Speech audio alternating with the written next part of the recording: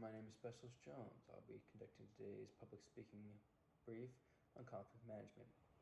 First of all, I'd like to thank everyone for being here, including Sergeant Ryder, my squad leader. This briefing is unclassified, and as such, feel free to take photos and notes of any kind. None of the information here is unclassified, and you can find any of this information on Google. Quick risk assessment. It's currently a very low temperature morning here in Fort Riley, Kansas. I'm currently inside my home, so not much to worry about except cords, sharp corners, and animals. As I have two pets, if those two pets do interrupt me, then I'll obviously record this information. So, the purpose of this brief is to describe the importance of conflict management and how the usage of it to navigate and de-escalate problems is invaluable in today's Army and in everyday life. As we go into the various approaches, be aware that each one has pros and cons, and no one approach is a guaranteed success. You must use critical thinking and experience to choose which approach is best suited for the occasion. Conflict management is the practice of being able to identify and handle conflicts sensibly, fairly, and efficiently. And currently has 5 conflict management strategies. According to the Thomas Kilmann Conflict Mode instrument used by human resource professionals around the world, there are 5 major styles of conflict management: collaborating, competing, avoiding, accommodating, and compromising. The collaborating style is self-explanatory, as you are simply being assertive while also attempting to meet in the middle with the other individuals, with the end goal being a mutually beneficial agreement. And while it seems like the best option, however, it requires trust and a long-term working relationship, which is not always the case.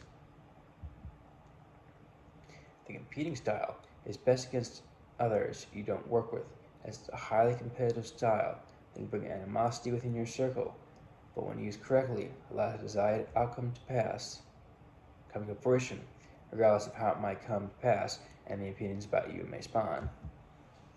The avoiding style is stepping back and not adding to the problem. It's an unassertive and uncooperative way of avoiding conflict while using diplomacy to not make the issue worse and to survey what's causing the issue. That doesn't truly resolve the problem, and will still need to be addressed at a later time, and the issue might get worse by avoiding it. The accommodating style is the opposite of competing, as you need to sacrifice your vision to accommodate to the other individuals. However, others may attempt to take advantage, and those you use it on may take it as humiliating to be treated as a perceived burden. And finally, the compromising style, which main focus is to find a quick, unanimous solution that moves the issue forward, regardless that it does not truly satisfy everyone or actually solve the problem, but allows progression and time to attempt another resolution to the issue at a later date. This was just a brief description of the various methods available. You can read the Walden University definitions online. You can take this assessment again on their website online to see what your conflict management style is. But the true application of the methods lies in the user, you. So we'll go into some examples of the various conflict management styles. We're going to start with the collaborating style. For the collaborating style, an example is a platoon sergeant and platoon leader doing a mission brief or attempting to find a new route, as the main one is inaccessible or currently off limits for convoys. As they have been working together for a long time and have each other's trust, it allows a certain leeway with the way they communicate to each other. With the competing style, an example is a non-commissioned officer pushing the soldier in a competition by putting down the other team of soldiers or verbally harassing their soldier to encourage them to push themselves, or making 2 soldiers who don't like each other be ordered to complete tasks together in the hopes of forcing them to bond. But as long as the desired outcome comes to fruition and you do not care about the opinions it may spark about you, it might be the one for you. The avoiding style example is a platoon leader watching 2 squad leaders get into an argument over training or manning, and rather than getting into an argument with them, also tells them to knock it off and deal with it later.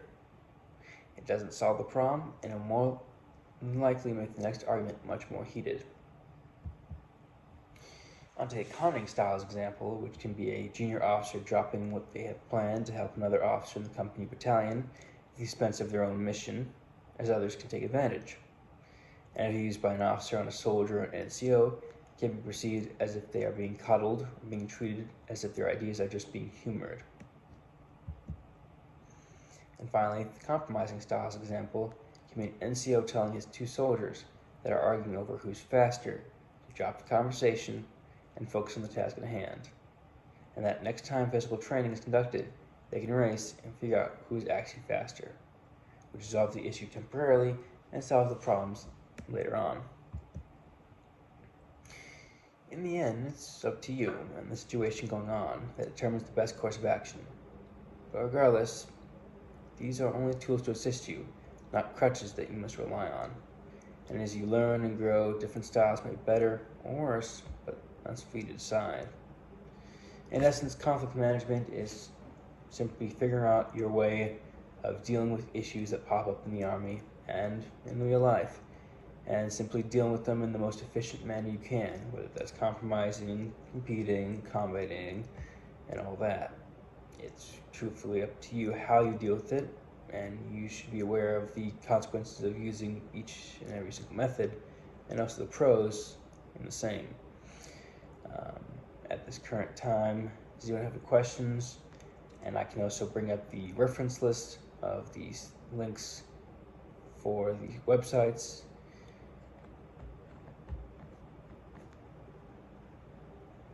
Alright, at this current time, no questions.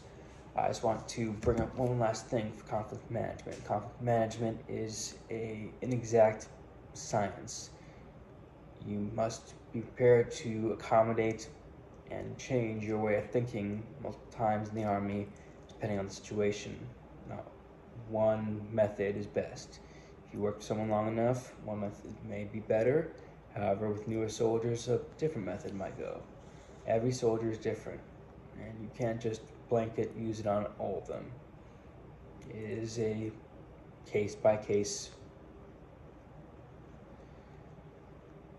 study of what you need to do with your soldiers. If this works better one time, it may not work best another time, but a solution is there. You just have to figure it out. And in the end, that's all that matters, is figuring out how to solve the problem and continuing the mission. For now, thank you for attending my public speaking brief, and I hope everyone has a nice, safe day. Make sure you please call your surroundings and remember to reduce, reuse, and recycle. I'm Specialist Jones, and this was my public speaking brief.